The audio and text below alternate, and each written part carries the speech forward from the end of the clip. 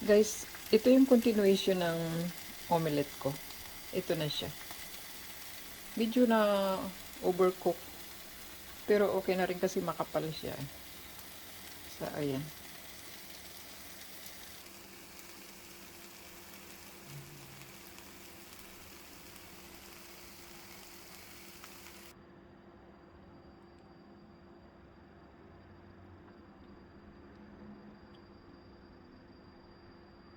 Problema ko nito ang pag-plating kasi mas malaki pa siya sa plato.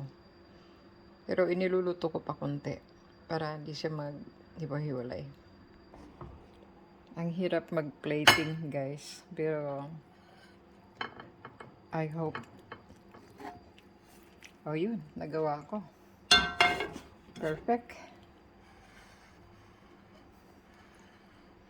Okay na ang omelette namin. Medyo oversized. Lampas pa siya sa plato.